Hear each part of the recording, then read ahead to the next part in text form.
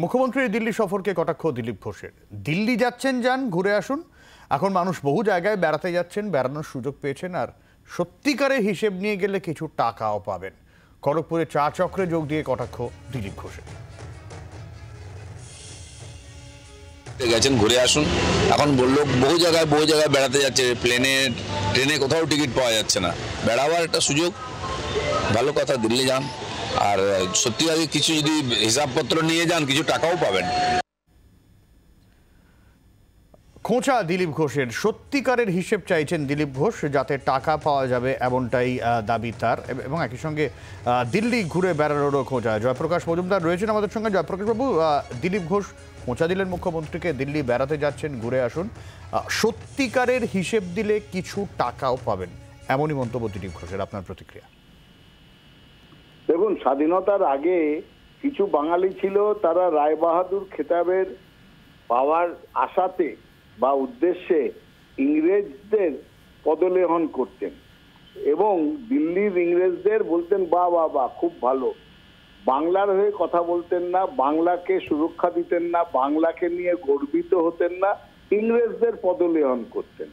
ইংরেজ জমানা নেই, এখন বিজেপির জমানায় ওই কেন্দ্রের হিন্দিভাষীদের পদলেহন করার জন্য পশ্চিমবঙ্গে বেশ কিছু বিশ্বাসঘাতক একইভাবে জন্মেছে।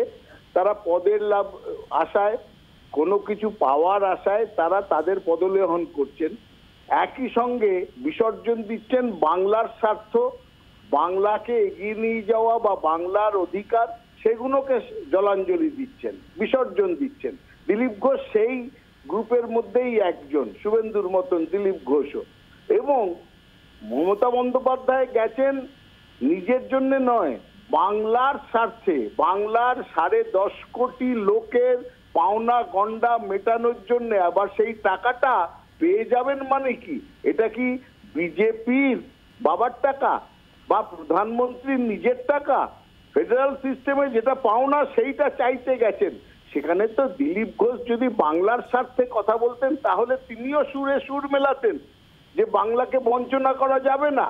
এখন এরা সেই রাস্তায় না হেঁটে ওই আগেকার রায়বাহাদুর খেতাব পাওয়ার জন্য করতেন আগেকার কিছু বাঙালি, আর এখনকার এই বিশ্বাসঘাতক বাঙালিরা তারা কিছু পাওয়ার আশায়, বিজেপি একটা পদ পাইয়ে দেবে, একটা এমপিশিপ যদি, বা রাজ্যসভা কিংবা রাজ্যপাল, এইসব আশাতে এরা বাংলার সর্বনাশ করার কথা বলছেন।